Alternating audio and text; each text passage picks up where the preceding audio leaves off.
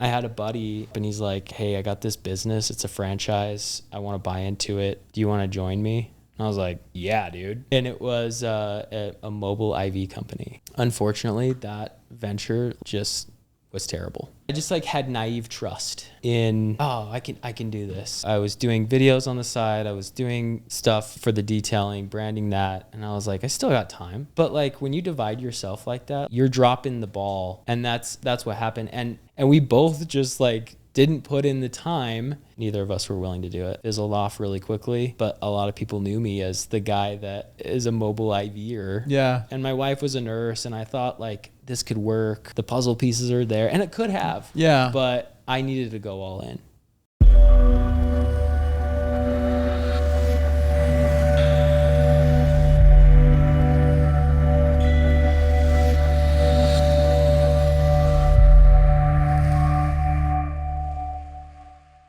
Today on the Bigger Life podcast, we had Justin Manning. He talked to us a lot about his journey, finding his true north. We got into the weeds on color code personalities and trying different businesses, finding his value and how that changed his perspective. And honestly, he said it was his first podcast. I thought it was one of the best podcasts we've had in a long time. So I hope you enjoy today's episode with Justin. When it comes to moving, you don't need stress. You need Big Ben's Moving and Storage. Our world-class team handles your move with care, precision, and professionalism, whether it's local or long distance. From white glove full service moves to perfectly tailored solutions for your family or business, we treat every customer like VIP. So sit back, relax, and let Big Ben's move you forward. Call now or visit bigbensmovingservice.com. Wonderful. Today on the Bigger Life podcast, we have Justin Manning in the house. Yes, sir. What's going on, man? It's going great. I feel good. I'm excited to be here. This is my first podcast. I have a hard time believing that because it's my first one. Justin and I go way back. He's an entrepreneur who's been in the community. I've seen him around in a lot of ways. But are you the visionary for Empire Strategies? Is that fair to say? Yeah. Or what's your role? I'm the founder. And I'm the CEO currently, and I act as the creative director on the team. Okay. Thanks for sharing your role with me. But, been involved in multiple ventures, which I really want to talk about all the different things that you've tried your hand at.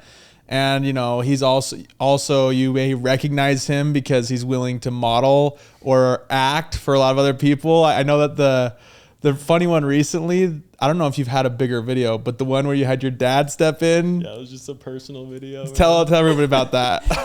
So I saw this video of this guy, he did it, right? Yeah. And he's like a bodybuilder, and his dad, he's older guy, his body not in great shape. And, I was like, my body and my dad's body is more of a difference than that guy. Yeah. And that guy got like 4 million views. And so, when I looked, how you can see the trending audio and you go and you can see how many people have made that video based on the trend. It wasn't very much. I was like, this is hot. My dad doesn't even live in town, but he was coming into town for a family event. And we had a swimming party after. And so I sent that video to my parents and I said, Dad, we're doing this. And he's like, no, we're not.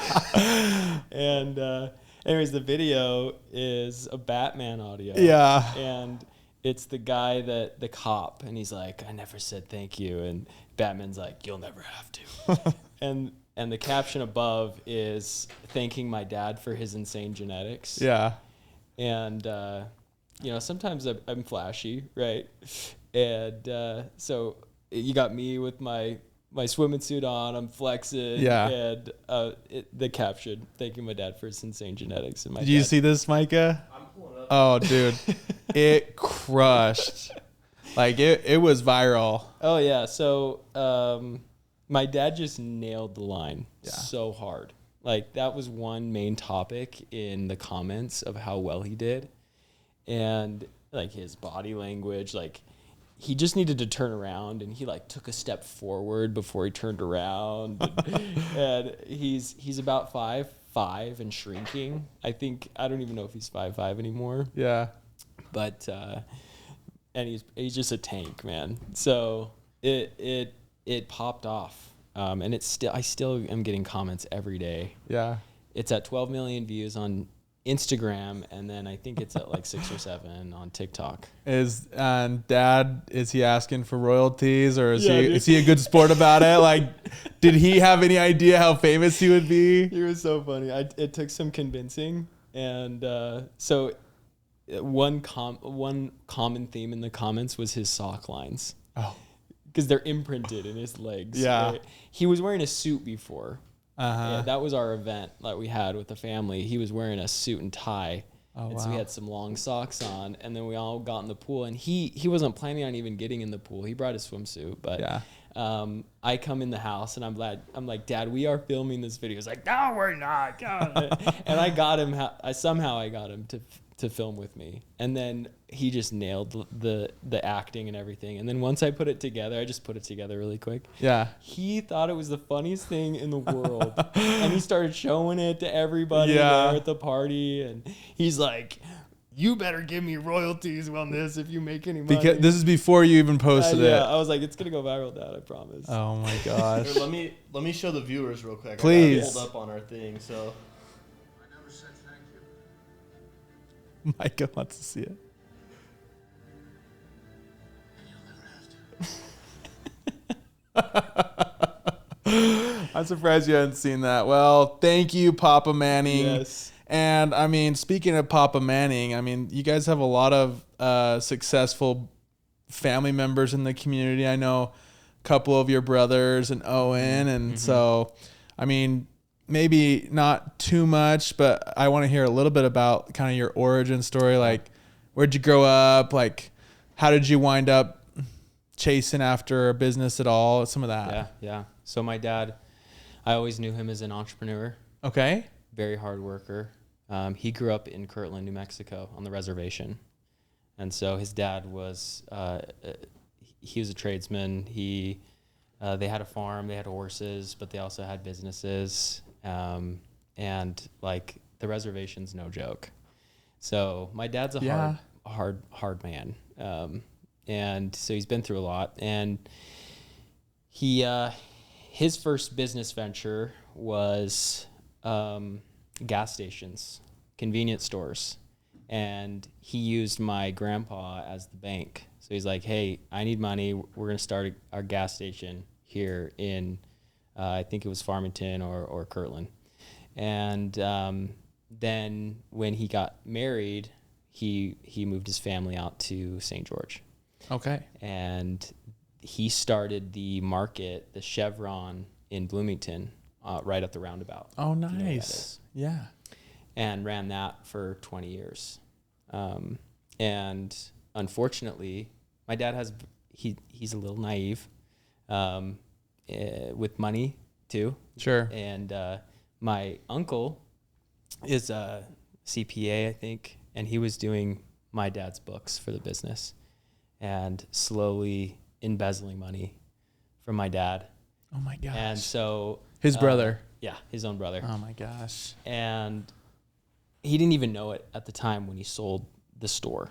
He just thought, it's not making enough money. I got to sell it and I got to move on. And he totally did a career shift.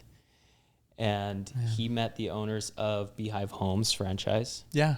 assisted living. And the guy, I don't know of a riskier move entrepreneur wise than this one that my dad made, but he sold the convenience store and he owed the government capital gains tax. And it was like, I think it was like 60,000. And he, at the same time, he met the owners of the Beehive franchise, and they allowed him to purchase the sub-franchisor rights of New Mexico. And it was that 60,000.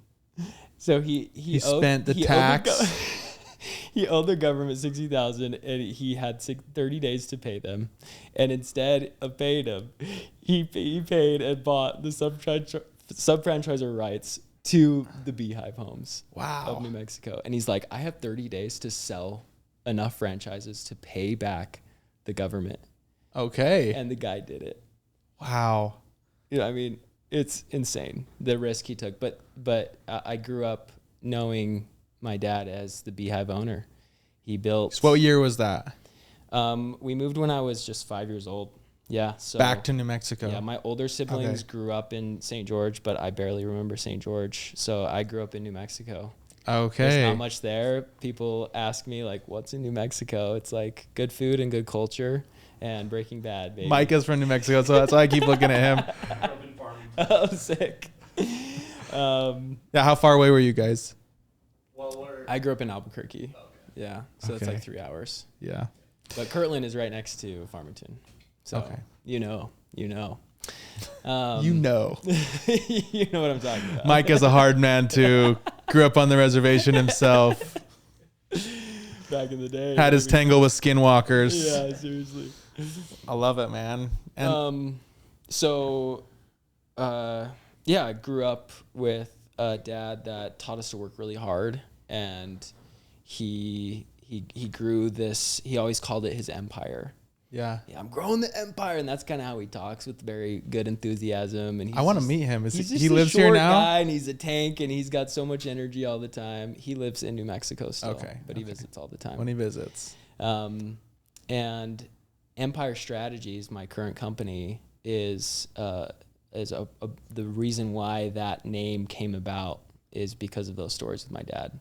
Love that. I'm building my empire, and he always envisioned all of his kids being a part of the empire, and 2 of my brothers did. And in college, it just wasn't for me. Yeah. I did work as like a caregiver, but I got into film just by making YouTube videos, and I loved it.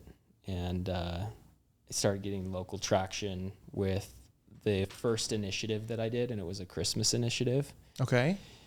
And I just posted a YouTube video every single day, and I was working for Beehive as a caregiver at the time. And for 25 days, the 25 days of Christmas, I challenged myself to do something generous of service for somebody. Yeah. And I vlogged it. And I got donations. I started being able to do bigger projects. Like one of my favorite thing was we bought mattresses for this mom who had like 5 kids, and nobody had a mattress. Dang. And just like delivering a truck full of mattresses, like to this day, best Christmas of my life. Wow. And just because it wasn't about me, it was Yeah. about how could I help others. And there were days when, like the next day, I had no idea what we were doing. Right. But I know God's hand was in that, because it just like 12 o'clock at night after I finished the edit to post, I got a text, hey, I got this family that really needs help. I think you'd be really good. And I have this money to donate, but I don't want to be the face. I just want to be a silent donation. And you go do this thing. Incredible. Yeah. I love that. So that's how you got into film. Yeah. You had a big family, 2 of the brothers. How many brothers are there total? 7. Right. Yeah. Big family. Where do you fall again? I'm number 7. So there's Okay. 2 girls and 7 brothers. Love My parents started with twin boys, and ended with twin boys. Nice. Love it. 20 years apart too. Wow. But what a posterity. Way to go. That's like don't tell my wife, but that's like my secret goal. 7 boys and 2 girls. Could you pick a better family dynamic? Crazy, man. I say no. So, you're like, okay, I want to be like my dad. I want to be an entrepreneur. But so video was always there, but I know part of your story is other businesses kind of like, I know you fully committed now, Yeah. but maybe tell us a couple of those other businesses that you tried your hand at on the way. Yeah. So to give you more insight on me as a person, like, I don't know if you know the color code. Yes. Yeah. That's- Share. So I have a lot of yellow in me. I love to play. I love to have fun. Like, that is how I enjoy my life. And like, yellows work to have fun. Yes. But I have this inner entrepreneur in me as well that like battles with that and wants to be successful. And so and it shows. You look at my 20s and it's like, oh yeah, he's tried all these things and like he just wants to play. Like I love pickleball. That's my current play. I started in 2018 and I still play today. And are you in I got Misfits? really addicted. Yeah, Misfits. I'm ranked 5'5". Like I tried the pro, but like I was too late and I gave up on that because that's a part of my story. But anyways, go ahead. Pickleball. Okay, so I have to digress here. Yeah. And maybe I'd get in trouble for saying this, and we can edit this out if it's inappropriate. But I learned about this underground pickleball league here in St. George. That the Misfits. Yeah. So like I thought I was good at pickleball. So whenever I get together with friends, I'll put together like a double elimination tournament, just like with buddies. I always win. Mm-hmm. Dude, I am in the B League lowest rank, and I freaking lost on Monday night. So I'm learning like pickleball is this whole new world where like if you think you're good, like you still got a long way to go. So are you in Misfits? Yeah, I'm freaking bottom of the barrel, but I'm having the time of my life. But I had like this big humility in the last week. So anyways, cool. That's way digression, but back to what you're saying. Cool. Okay, can I go with the color code though? What's your second place color? So I'm like 50-50.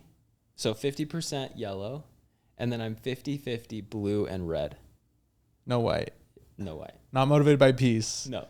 Okay, that's interesting because I am a red yellow. Okay. My dad's a red yellow. Yeah. So me and him would be buddies. Because like I am, definitely a little heavier on the red, but a lot of yellow too. So I can really relate. Like I feel like we do it for I feel like if you're doing it for the red, you're motivated by the chase, by the kill, by the power, for good or for bad. And then for the yellow, like you're motivated by like the thrill, like the excitement, right? Yeah. So I understand what you're saying. I understand how it's relevant. Yeah. And like building something that, like for me, building something that can sustain a life of freedom to do things that I enjoy, like my hobbies, like that would be a fulfilling life for me. Some people are like, I don't know what I would do. I don't have hobbies. I'm like, I do. Yeah. And like money is my roadblock. So what can I do to build something to then enjoy my life? I'm not there yet. Yeah. And I'm committed to that grind. But anyways, so I get to college and I lasted 2 semesters at UVU. UVU. Okay. Yeah, UVU. In the film program, I was like, finally something that I think I could like. And the film program was really for like making movies. And the professors like warned us like, this is an insane career. Yeah. Like they're the little like the hours are insane. Not much personal lifetime. And I was like, this is not for me. I love the creative side, but I want to take it more of a do my own business type of thing. And so I had the money to invest in one more semester because I was just paying for college out of pocket or an engagement ring. And I got married. And I was going to take a break from school and I never went back. Yeah. And was your wife glad that you spent it on a ring instead of school? Yeah. Or was she more questioning like, hey, like, I don't know if I can support you with that. Like, you probably should get a safe job, go back to school. She was very supportive. And as soon as we got married, I quit my job and I invested in a filmmaking course called Full-Time Filmmaker. And it was geared more towards what I wanted to do. And she was totally supportive. She was like, our expenses were so low. Yeah. She's like, you at least just need to make $500 a month. And I was like, I can do that. No kids yet. No kids yet. Yeah. We were just married. We lived in a little studio apartment. In Utah County. Yeah, Utah County in Orem. No car payments. And she's just like, she was working, going to school. And she's like, I just need you to make that. I was like, done. I'll do that. And in Utah, there's weddings everywhere. So like that was my low hanging fruit in being a videographer. And I went to town on as many weddings as I could. And I did that. I established my brand as a wedding videographer. I was able to do Park City weddings, luxury destination weddings. And this year I filmed my last wedding this year Okay. in Park City. So I'm done. I retired from the wedding world, but it was a slow drip out Yeah. of that industry. It's hard to say no because like, Yeah, when you have a good paycheck and you're like, oh, it's like a weekend, it's fine. yeah. Who was it that just said, you have to, I think it was my friend Blake Erickson, who's on a podcast, and he just said like, you have to give up the little fish to go get the big fish. But sometimes it's really hard to do that. Totally. Especially when like weddings are always going to be there, you know? Yeah. And I was charging like $6,000 per wedding, and it was good. It was good money for like me doing the work. Yeah. But like, I asked myself, I have to do the work. I have to do all of it. I did have a good editor. I found a good editor. So like, but filming wise, there's art to that filming. Yeah. So a part of my journey was our move. And so outside of the wedding world, I did try one little thing before we moved to St. George, and I tried leasing. So I leased from, is it called subleasing, where you like double lease? Yeah. Yeah. So I subleased a house in Salt Lake next to the airport, Okay. and I Airbnb'd it. And I saw some guy doing it online, and I was like, I got the time. I can try this.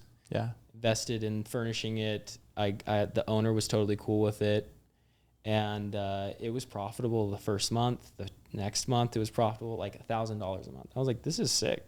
I'm not even cleaning. I have a cleaner. They do it for me. Like I'm just managing. It's pretty passive right Yeah. there. I'm just responding to messages that come in, and then handling any fires if there were a couple, and then COVID hit. Ooh. Yeah. And that obviously was so unknown. The owner was fine, and I canceled my lease. I asked my wife to move down to St. George because I've always loved St. George. Even in New Mexico, we always came back to visit family. My grandma lived here, and then some of my siblings moved back. Yeah. And so I was like, let's try it. If you don't like it, just give me a year. If you don't like it, we'll move back.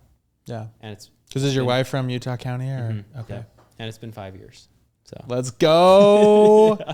I'm a big guy on converting people to St. George, so I'm Yes, happy you're still me too. here, man. Yeah. And she's fine. No plans of leaving. nope. No Cool. plans.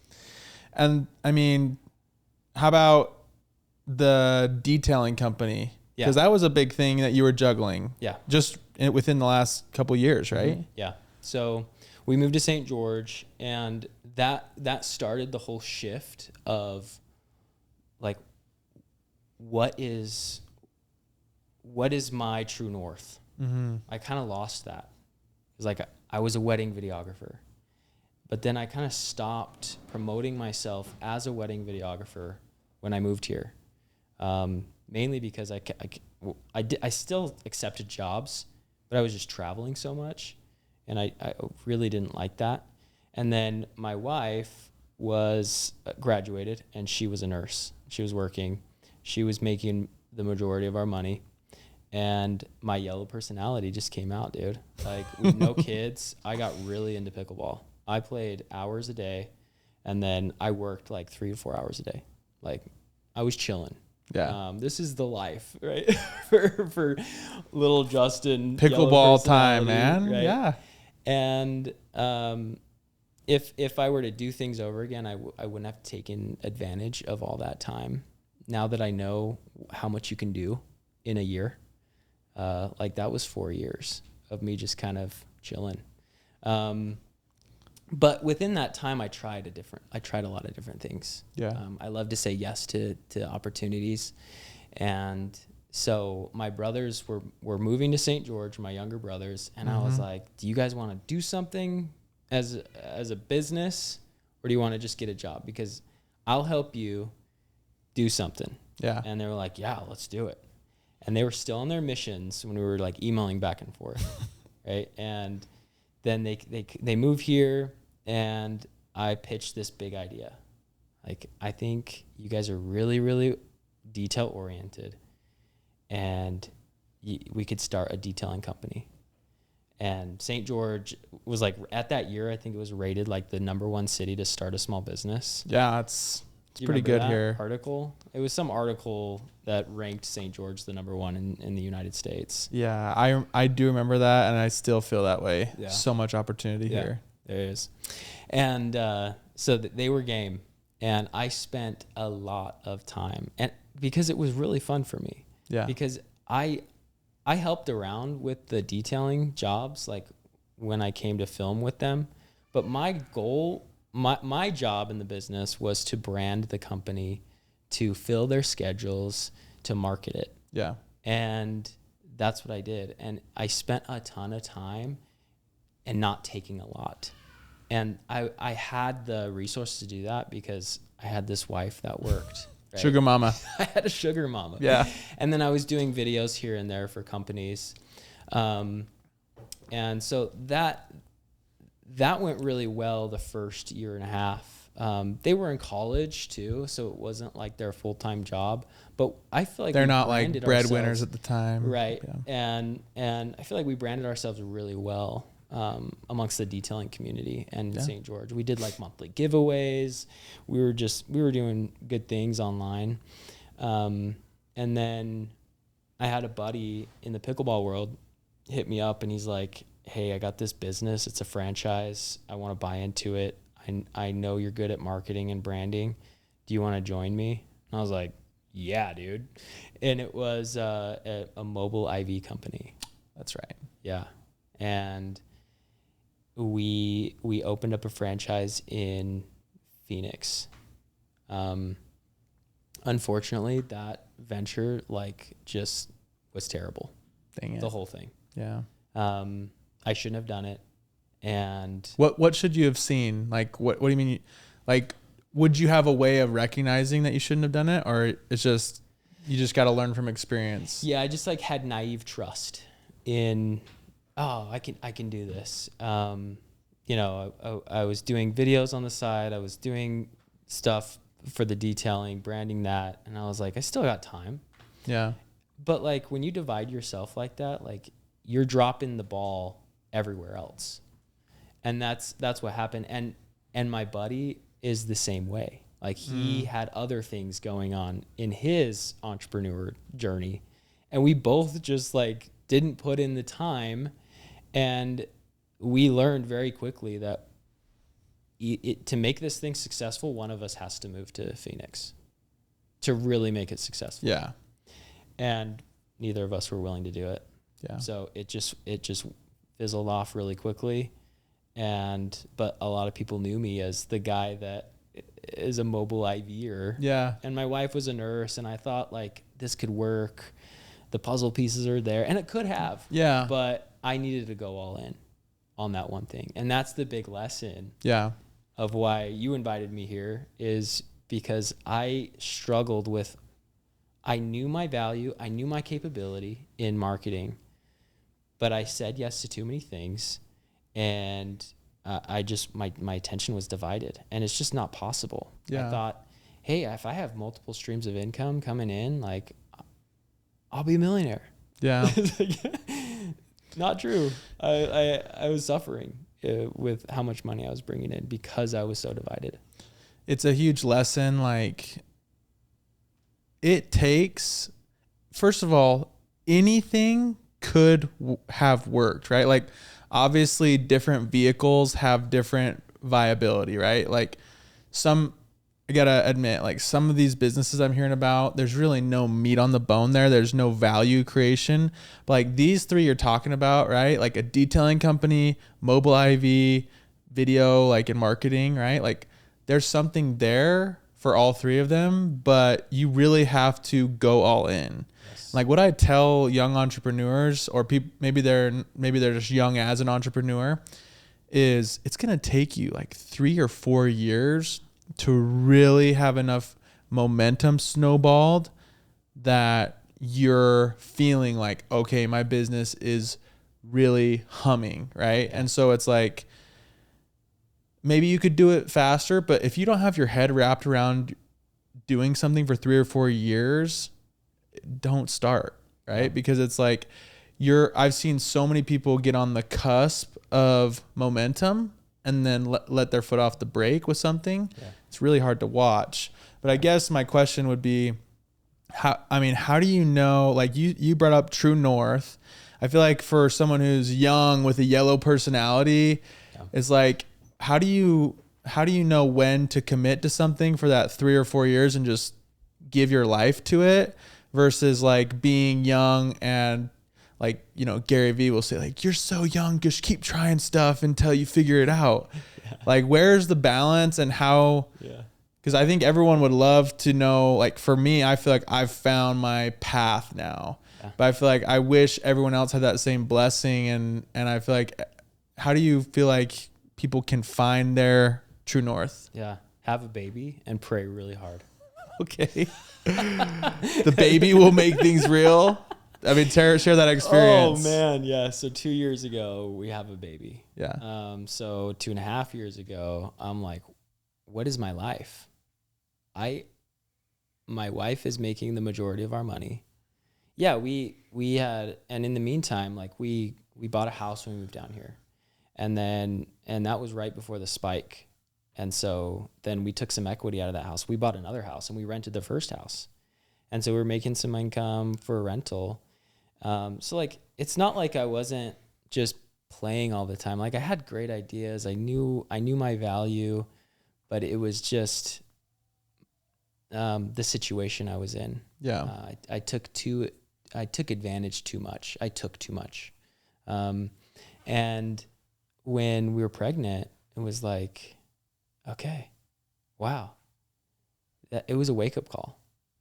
And it was good. It was a big slap in the face for me. And my wife at the time, when we got married and before babies, like she's like, I want a career. But that changed. Yeah. She's like, when we had the baby, she tried working and she's like, I can't do this and I don't want to do it. Yeah. I want to be with my baby, because she was just heartbroken every time she left the baby. Wow. Yeah. And going to the hospital working. But I knew already before she came, I knew that I needed to figure out what I wanted to do. So I took some things really seriously. Started going to like networking groups. I was trying to surround myself with people. And then I went to this, Eric Gubler recruited me to that program. Oh, the program. Yeah. Okay. Dude. Yes. The infamous program. Yeah, dude. Yeah. Oh, you have to share with the audience like the gist of that. Yeah. So you can't just leave a cliffhanger with that. If you know, you know. But the program, incredible program, by the way. Like it really did help me in so many ways. But basically it's for men, and they beat you up physically, mentally, spiritually. And it's like 3 days of just, I don't even know what you call it, boot camp. Yeah. And their whole goal was like, become a better man all around. Father, husband, entrepreneur, and in your faith. Faith, family, fitness, finance was their whole thing. And the event was incredible. And then obviously I'm on a high and I say yes to their coaching program every month, which I dropped out early because I didn't see the value in it. Right. But the event itself was incredible. Yeah. And I'll share a story with you that happened. Yeah. So I'd never done breath work before. And they had this girl come in who was a breath work specialist. And you have just like 30 grown men. They had made us fast, and then we did a workout, and then we start this breath work session. And we came with like something that's holding you back. What's a phrase that's holding you back? And mine was my value, because of the history of like beating myself up of like, I should have my life figured out. I should have my true north right now. That insecurity crept in. And so that was what was on my mind. And breath work is really powerful therapeutically in releasing trauma. And this is intense breath work, like 45 minutes of straight mouth open, breathing as fast as you can into your belly, in your chest, out. And you're laying on your back, and she kind of guides the meditation. And it was really uncomfortable at first. Like your mouth's dry. Your body starts like tingling because you're over oxygenating your body. And then that kind of went away. The tingles kept going. Like my hands ended up like crimped like this Really? at the end of the session. I've never heard of breath work that intense. Like my hands were like this and my toes were cinched, like curled. Yeah. Because there's no breath holds. A lot of like breath work, they do breath holds. This was no breath hold. It was just straight breathing the whole time. And in the guided meditation, she said, this was like the most impactful thing for me. She said, imagine yourself as a child. And I thought about a picture that I remembered of me as a baby and like the outfit I was wearing. And like, and to give you more information on breath work, that intense breath work releases something in your brain. It's like the chemical that helps you dream. So you're like much more in tune with your thoughts. And so my thoughts were like so envisioned, like I could see it all. And so I basically was taken into that photo, and I was holding myself as a child. And I was looking at just this perfect little baby. And I was thinking how pure I was. And I was filled with so much joy. And I looked up, and I just see light. And I had the most distinct impression come to me saying, this is how I feel about you. And so that was a message directly from God saying, you're of value, and I see you as pure. And that moment, dude, I just like, I can do anything. Yeah. It was insane. I love that. And there were some other things that I went through in the breathwork session, but that was my answer. And that is what put fire in me. And so after that, I committed. I rebranded, and I found the name Empire Strategies. And I was like, and I was already in discussion with my buddy, who's now my partner. Yeah. He is, he's a marketing guy. He worked for an agency up north doing paid ads, SEO. And he's like, dude, the future of marketing is video, and you're good at video. I'm good at paid ads. Like, this is something we can do. And then I had another buddy who had, he quit, he got fired, or let go. And he was like, hey, I don't want to be working for somebody else anymore. I know what you're doing because you've been talking about it. I want to be a part of it. And so us three partnered, and the value that the marketing side plus the video side, it goes so well together that when we pushed ads and we start talking about our service, it's like it makes sense, but not only does it make sense, it brings results. That's awesome. We have incredible results for our clients. And once that like clicked, I haven't looked back. It's just like grind mode. And I actually feel fulfilled. Yeah. That's a good feeling. The fun personality in me. Yeah. It's like really hard work. There's a lot of stress and anxiety that comes with it, but I feel fulfilled in my life. Yeah. When you have that direction and you know every day you're not looking over your shoulder for, am I doing what I should be doing? Like, you know, you're doing what you should be doing. And that's a good feeling. But I want to like make sure we highlight what you said about your epiphany with the breath work. Like, yeah, if I understand you right, you're saying like when you were able to see yourself in a different way and see like how valuable you are, you're able to shed a lot of like the misconceptions you had about yourself, who you were, that, you know, anything that was just part of your journey that was a mistake was just didn't hold any weight compared to the value.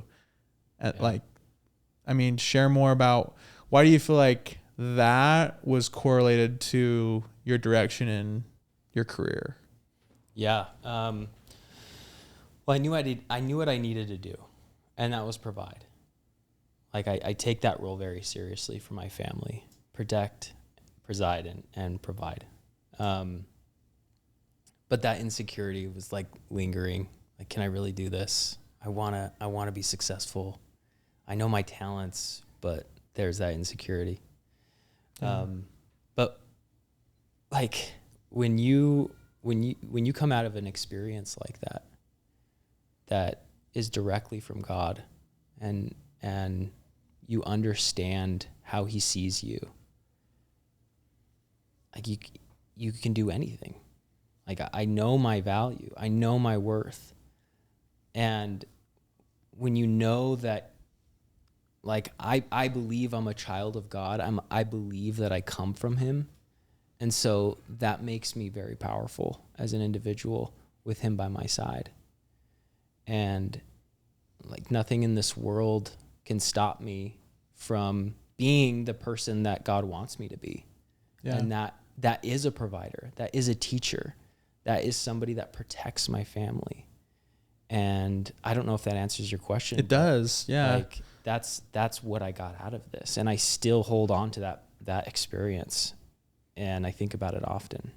Reminds me of my Sunday school lesson this last week, DNC 93, but I referenced this scripture in Revelation that says, like, you're not a servant, but an heir, right? And I think so much of the Christian world discounts that scripture and wants us to feel like you're a servant, right? But our Heavenly Father, like, he wants us to feel like an heir. Yeah. He wants us to have some real, with humility, some real high self-worth, because it's going to change how we live our life. We're going to live a bigger life if we feel like we're an heir to something big. So I like that. And also, we were at the our friend the Wilds put on like a little mini mastermind a week ago, and someone put us through this meditation, and the idea, obviously it was like a half an hour deal, but the idea was, you imagine you're on like a walk, like on a trail, and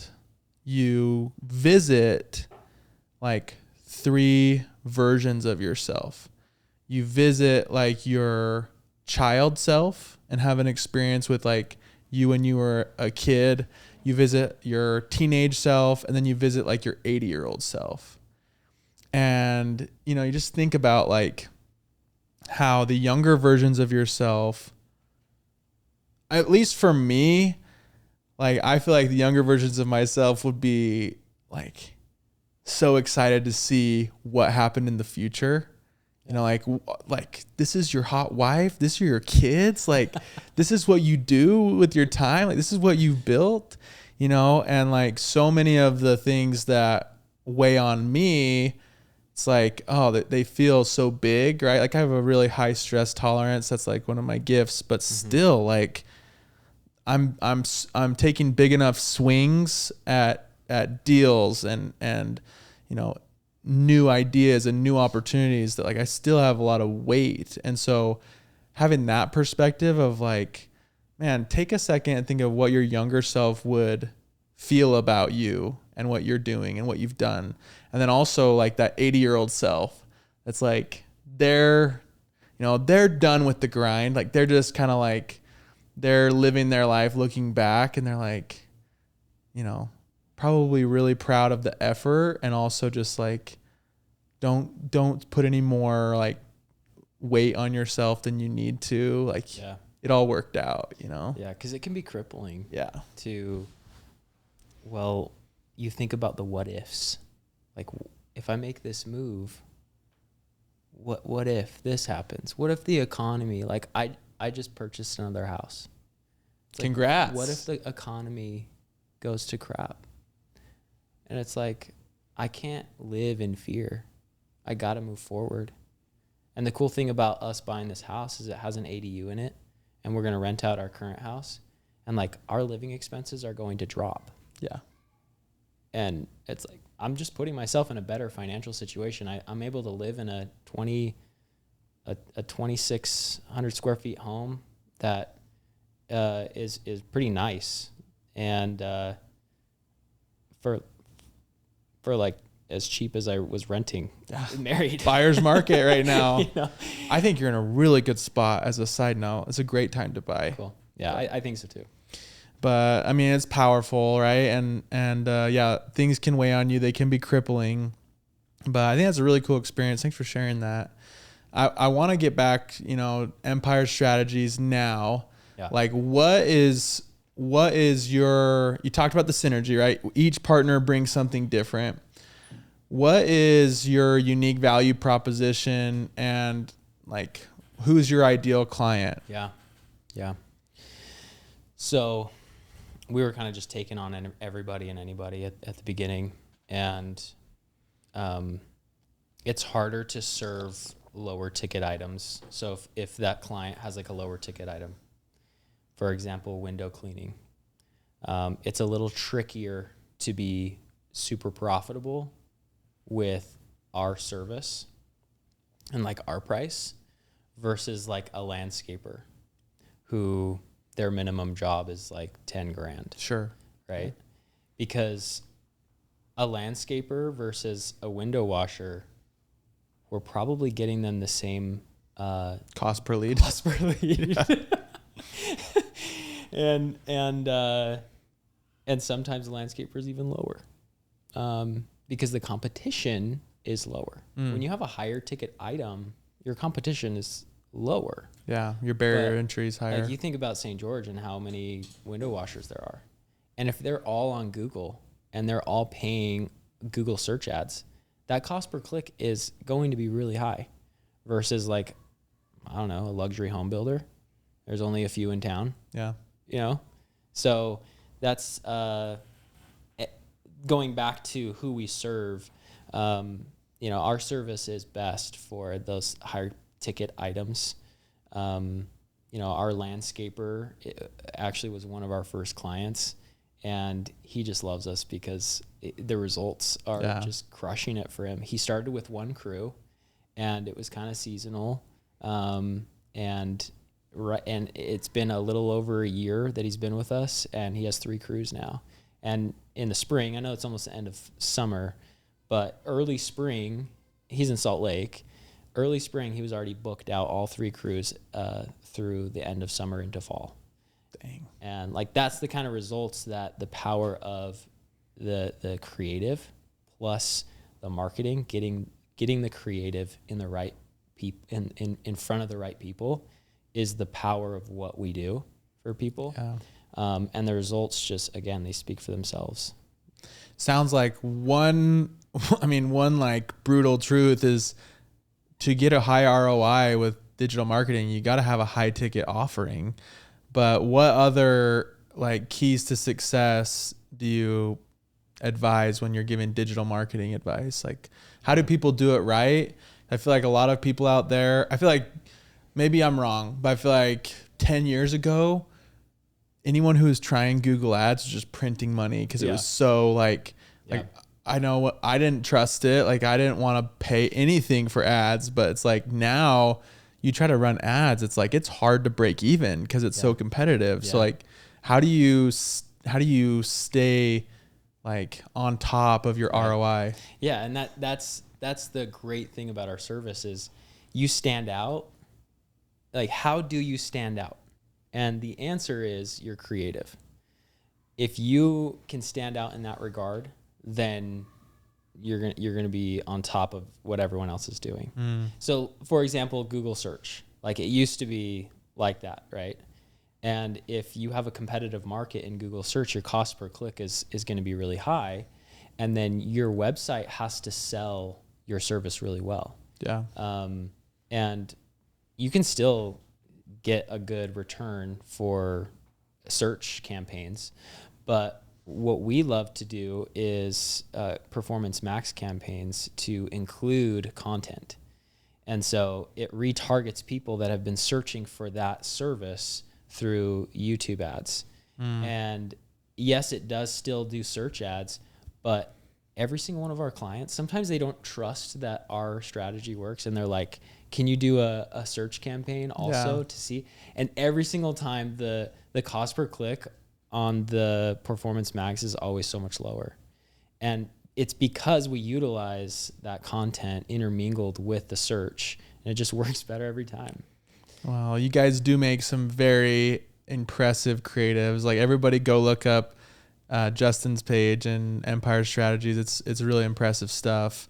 Tell us more about like your role, right? So you guys partner up. How has your partnership evolved? How have you scaled your team? I know you're a big guy on team. Like, share with us how the business has changed. Yeah. So, it's a little over 1.5 years in business, and it's just, dude, it's crazy what you can do in a year. I'm just blown away. Like, I didn't think that we would be bringing in the MRR we're bringing in just by working really hard at it, and then having a service you believe in, and 2, actually seeing results so you can sell to other people. Like, this is what we're doing for all these clients. Yeah. And it's not easy, but it's incredible what you can do in a year when you really dedicate to that vision and that goal. So our partnership, the way it's evolved, it started with 3 of us, and we were working side by side together, just scraping pennies. And then we actually added a 4th partner at the beginning of the year. They are consultants. So they have a holdings company, and they consult companies as a service to help them grow and sell. Mm-hmm. And then they'll also basically infuse equity and do it. Infuse capital. Yes. Yeah. For equity. So that's what they did to us. And we're still on the smaller side of who they typically consult. And so my whole thing is I'm betting on them as we grow. Yeah. We've seen. Can I ask who they are? Or? Yeah, it's Primus Holdings. Oh yeah. Yeah, you know Primus. Yeah, cool. They're great. So, as we grow, the more they're involved, which is great, and that's what I assumed. And they now are a believer in our service because they've referred us a couple times, and then we've just been like, they have another company that they have equity in that we're doing their marketing, and their sales have just insane from what we're doing. And so since then, our partner Fred he's the sales guy, and he's just like, he's referring us to everybody he's consulting with because he believes it, but he had to see it first to understand how we could impact a business. So that's been fun, but they're less involved in the operations. And we recently split ways with a partner. It was really difficult decision. And we just had some friction and throughout the year. And it wasn't the partner that is the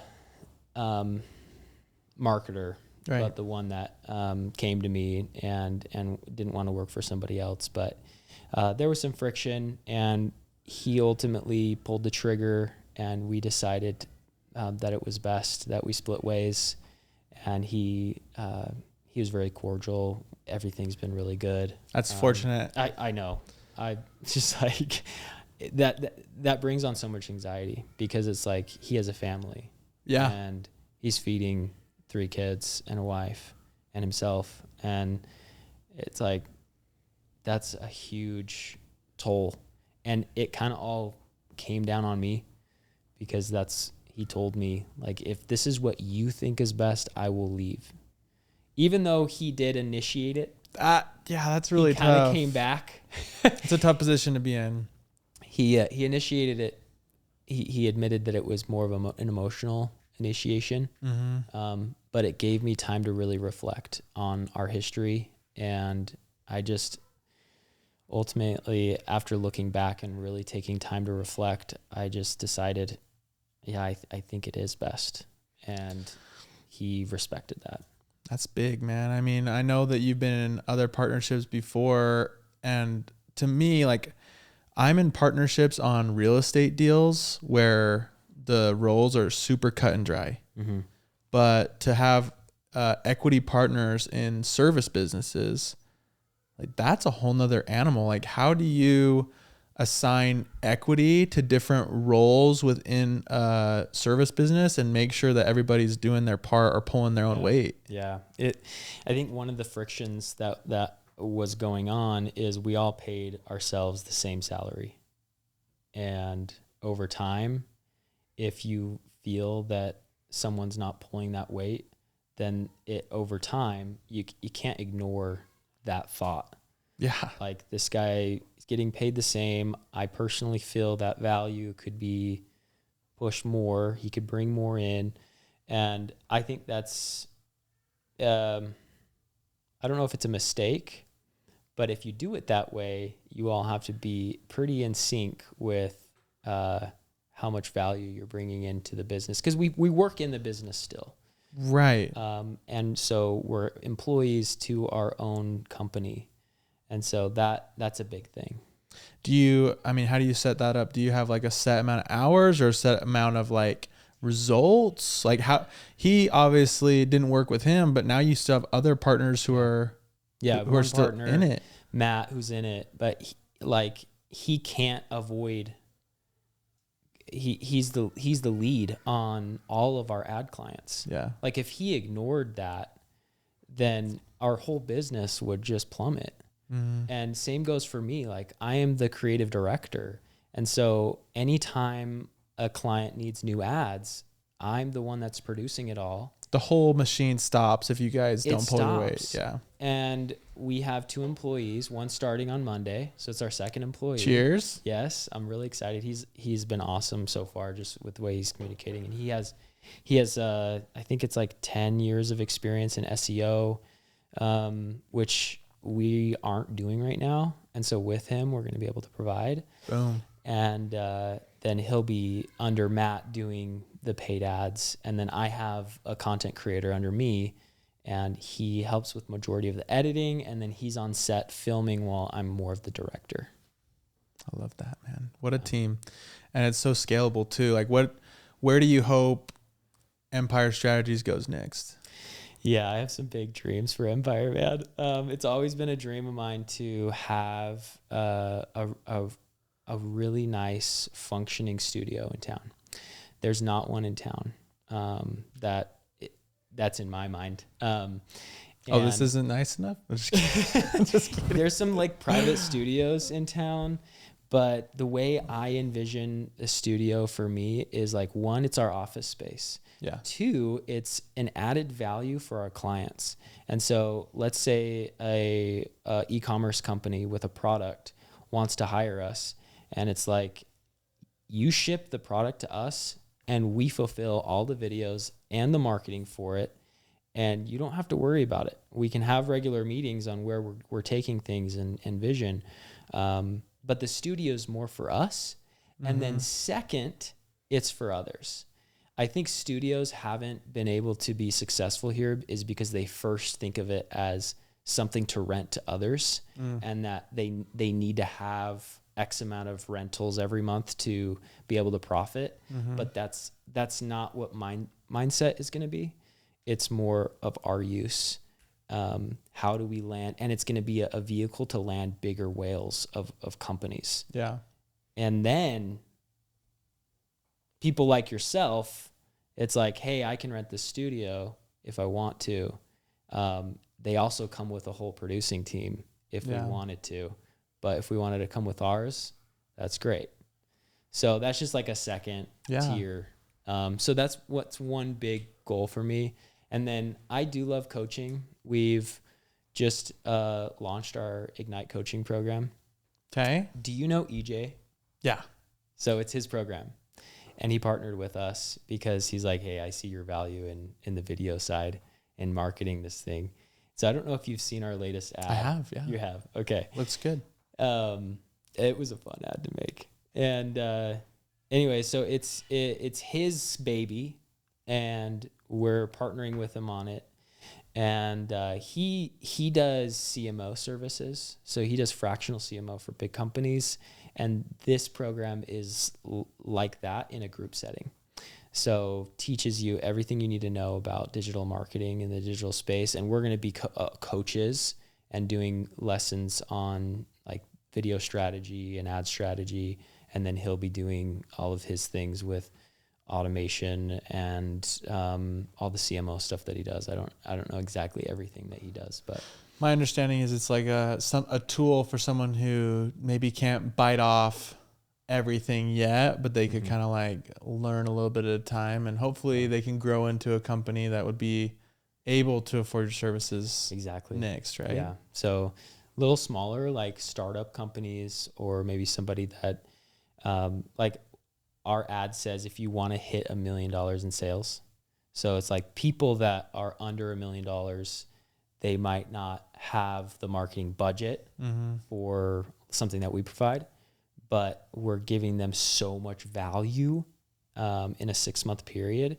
That's also going to allow them to be better in judging who to hire for their marketing, because they know they're going to be educated. Yeah. So it's like, I can't just give you fluffy words that, hey, our strategy is going to guarantee you results. And like, you can't, with these students, they're going to be able to see through all that and just a big deal. give me the facts.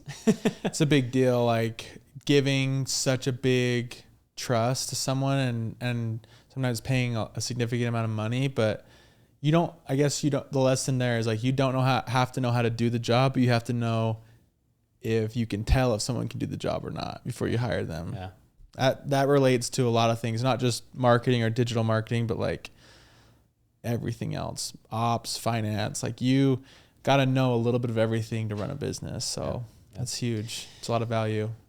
So I think, we're just going to continue to grow. I think one thing is looking at who we serve is one thing that I'm really evaluating. A standard. I just finished. Well, no, I didn't finish. I'm reading 10X is easier than 2X for the third time, and I'm getting nuggets that apply today more than ever. But one of the things is the scenario of the financial officer in that book. And he had a standard of, I'm not going to work with anybody unless they have $500,000 to invest. And it took him 6 months to get there. Wow. And everyone that was working with him was telling him he was crazy because he didn't have any clients. He was new. Yeah. And it's like, who's going to trust this young kid with their money? But once he got that first client, then the next 6 months, he got a handful of clients that met that standard. And then he jumped up his standard to like double. Yeah. And then it kept going, and it ended up like he wouldn't work with anybody unless they had like $5 million to invest. Yeah. But like his portfolio was huge because he set that standard for himself. And so we're at that point where we're bringing enough MRR where it's like, we can be a little pickier. So let's serve people that maybe like ad spend.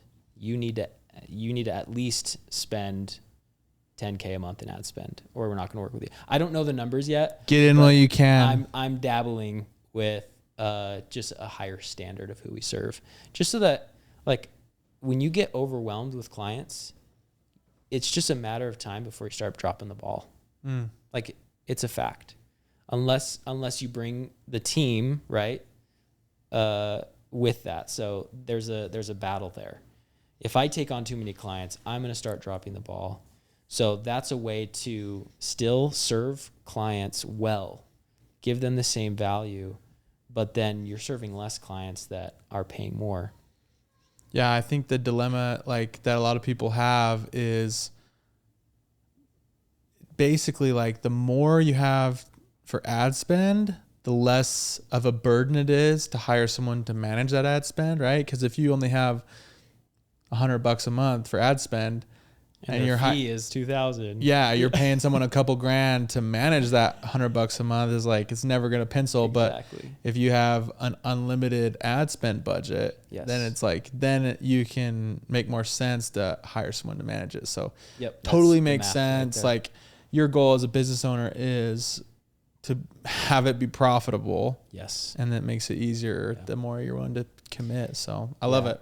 Yeah. And we like, when we close new leads, like, we have a guarantee, a profitability guarantee. Like, if you're not profitable after X days, so we have like the first period is production, and then the next 2 months is more like the learning period where we launch the ads, we see how they're doing, we don't touch them, and then we have all this data after 2 months, and then after that we have our you're going to profit guaranteed or you don't pay.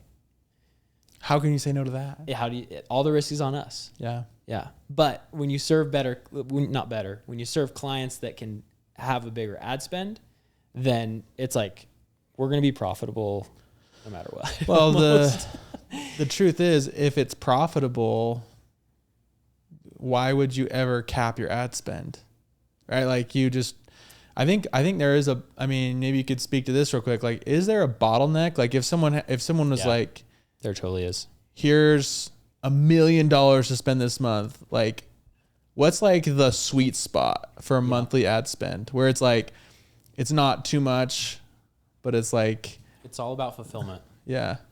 So if you're an e-commerce brand, what's your inventory like?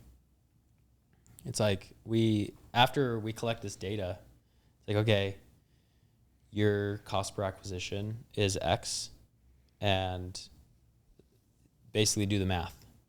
You want to sell out, you got to spend this because your average cost per sale is this. We have a client that sells boat accessory parts, and he was like, we're doing about $20K a month. I want to get to 60. We got him to 60 in less than 2 months. Let's go. But now he's freaking shaking in his boots because fulfillment.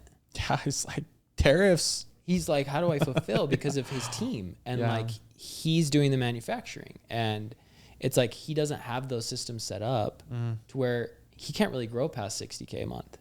Yeah. Which is unfortunate for him. And so like, you better get your stuff together because we're rolling for you. Yeah. And it's a great place to be in for Empire. Bad place for boat guys. Right. A carpet cleaner. We have a great trusted carpet cleaner in town. He has 3 crews plus him, so it's like 4 technically.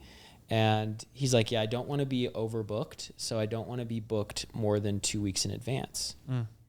And I don't know what his plans are as far as getting more crew members, but like, we're at that point where we've been hitting that for him every month.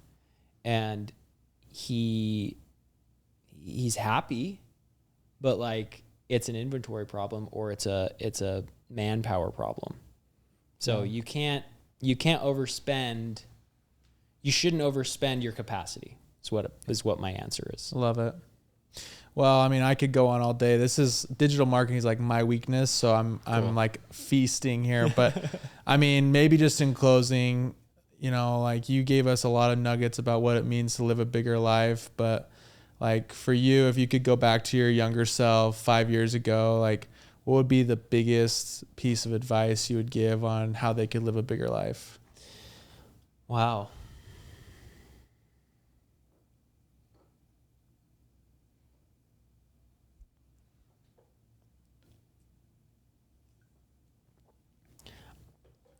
I mean, I don't know if I have like regrets. If I were to do it again, obviously I would have started sooner.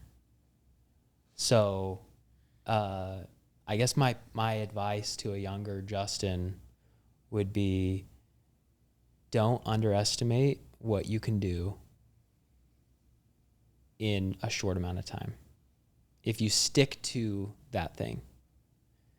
And maybe I needed that. Maybe I needed to take different routes and realize that that's not for me, not for me, and find my North Star. Yeah. It just took a little bit longer than maybe I would have hoped. I mean, I'm 30.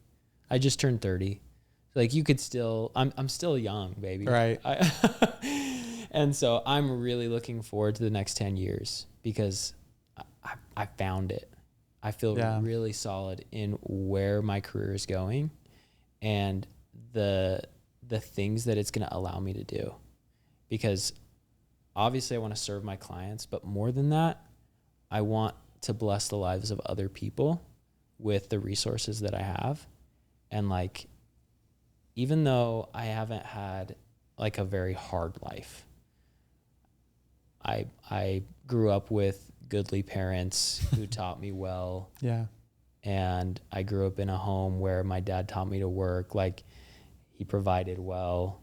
So I don't have that story of just like growing up in some terrible environment and I grinded myself out of it. But I still am able to bless the lives of other people through who I am as an individual, just because I know my worth.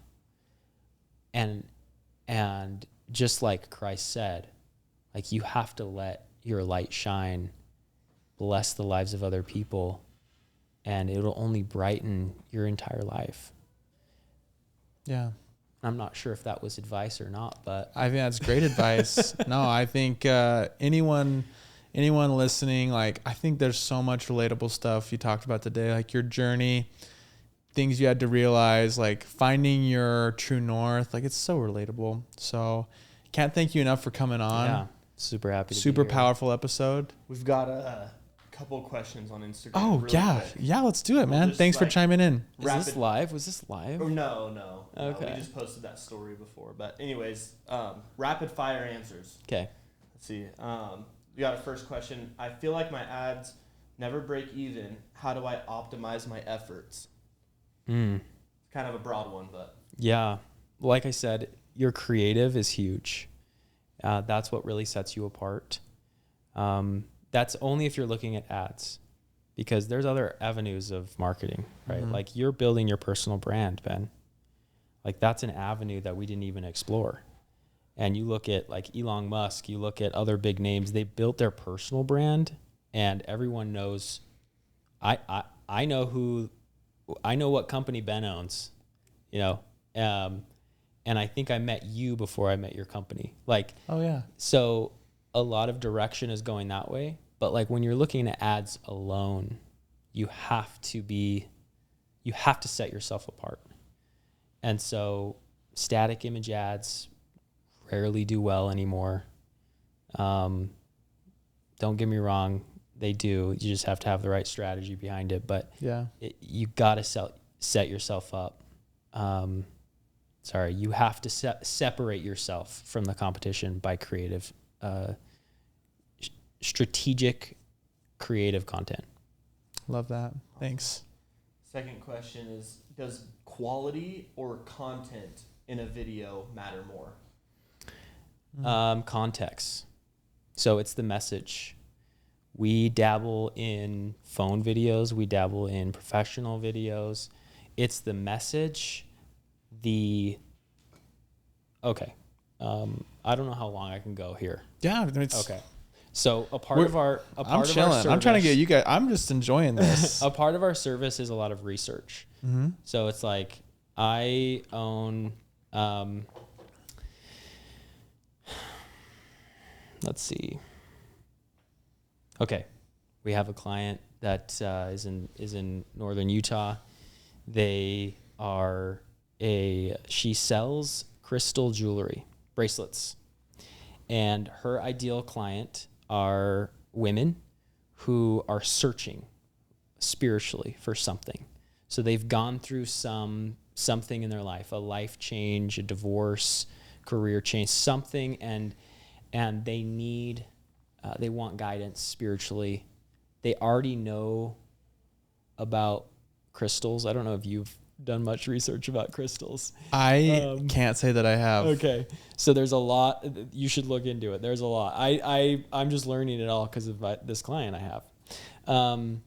And so we do research on what that type of clientele is. So you need to understand who you're serving. You need to understand their buying triggers. You need to understand their pain points. So what is bothering them and what is the solution that you bring? And if you don't know that, you don't know what your message is. Your ads could be anywhere. So if I say, Ben, you're struggling with leads and I'm going to get you results in 30 days or you don't pay. Versus, my name is Justin Manning and I own a marketing agency and I'm a really good videographer and we're a marketing agency and we can serve you. Yeah, one's way more direct and like Yes. Yeah. So you need to know what your offer is. You need to know what results you're going to give them, and you need to satisfy those buying triggers and pain points. And it has to be quick. And so it doesn't matter how professional the video is. Sometimes professionalism can help, but that's like a secondary thing. So you need to understand the message. And the more you can pinpoint and drive that nail into what they're needing, the more likely they're gonna inquire. So the better research that we do, the better results we're gonna get for our clients. Attention to detail is what I'm hearing. Like the details will probably taking an ad that's like an 8 out of 10 to like a 9.9 out of 10 takes extra time, but it probably is where you see the ROI jump. One strategy that we use, and anybody can use it, is go through reviews of your competitors and your own reviews, and then go through Reddit threads. If you're a carpet cleaner, right? You go through all these reviews. What did they like? You might think that you know your message and like what might be resonating with these people, but you're going to learn some things if you go through reviews and you go through Reddit threads. They're so valuable. Go through them and you'll understand the struggle of a custom home builder is this. It's not what I thought it was. So you use that information as a pain point in your ad, that you're not going to be that guy. You have the solution here because you're struggling with X. Yeah. And if the viewer then sees that's exactly what I'm thinking. So relatable. Yeah, that's what I'm going through. How did you? Yeah. That's when people are like, oh, the Instagram gods are listening to me, right? Yeah. They know me. No, it's just because we're doing really good research and we're putting our ad in front of the right people. Yeah, I keep thinking of your crystals customer. Like, are you a woman in your 40s who's mad at the church because your husband was in the church? Do you want to turn to crystals for worship? You should click this link. That's all I can think about. Just film the ad right there. You can take that and send it to your client. Yeah, feel free. That's not copyrighted. You can use that, crystal lady, because like that's what I'm picturing. But her ads anyways, are crushing it, by the way. I bet. It was like day one, just immediate returns. Okay, I'm looking these up after. It's like luxury crystal bracelets too. So like they're like $200 to $500 a piece. Bro, this is who's crystals? Uncle Rico or Kip? Who likes the crystals on Napoleon Dynamite? Remember he puts the crystals in the machine. He rides it and like shocks his balls. Make that clip. That was a great question. Thank you, audience member. All right, last question. Here we go. Okay. What's a good recipe for a video to get leads? I think they're asking like the format. Yeah. So they say the hook is really important, obviously, and that is important. But for me, it's like, can you embed within your hook? Can you embed the result? So like our latest Ignite ad, over the weekend, it got 13 leads. We only have 25 seats available. And so we have 80 leads now, and we've been running it for like 3 weeks. And the first part of the video is, if you're wanting to hit $1 million in sales, what I'm about to show you in the next X amount, you'd have to go back to the ad, but it's like, this is what you want. This is what I'm going to show you because I have the results. It's not some crazy hook just to get attention and then there wasn't any offer. Yeah. So first, lead your hook with your offer and guarantee. And then it's the meat. It's how do you get it? So it's what are the results? How are you going to get it? And then the call to action. Boom. Yeah, like I think that's key. Like adding the hook is important, but the hook has to have the deliverable almost in the hook. And then this might make people sweat, but it's good. We always encourage our clients to give a guarantee that keeps them up at night. So what would be a guarantee for you that keeps you up at night? Well, that's in traction, right? Like that's a great like thing, and they advise you in traction to give a guarantee, right? I think the reservation is like, if all your clients were like, and I have to digress a little bit. I was listening to Hormozy at lunch today, his new $100 million money models or whatever. Said the same thing. He said, give people refunds. Like, just unlimited refunds. Yeah. All they have to do is ask and you just give it back. It's like, dude. It makes you sweat, right? Well, do we have different clients? Like, because I feel like I have clients who are like a lot crazier than you and Hormozy. Because I'm like, dude, if I gave refunds like to these crazy people, like, I'd be freaking out of business fast. But I think you're right to push on people like me who are like hesitant with that. Because like if every customer is reasonable, like we offer refunds if the experience is less than perfect to like those reasonable people. So I think you're right to, you know, push on hesitant people like me to do something like that. So it's like you give a crazy guarantee. For example, it'd be like, if you don't get 100 leads in 90 days, we'll give you your money back. Like, that makes me sweat. Yeah, good. That keeps me up at night, right? Because all the pressure is now on me. Mm-hmm. But the guarantee will help you close. Like, the rate is ridiculous. How much more closes you'll get versus how many people actually will hold you to the guarantee. It's like very little amount of people will hold you to the guarantee, but the amount of closes you'll get is so much greater. Yeah. So the math is just, it maths well. I have one in mind.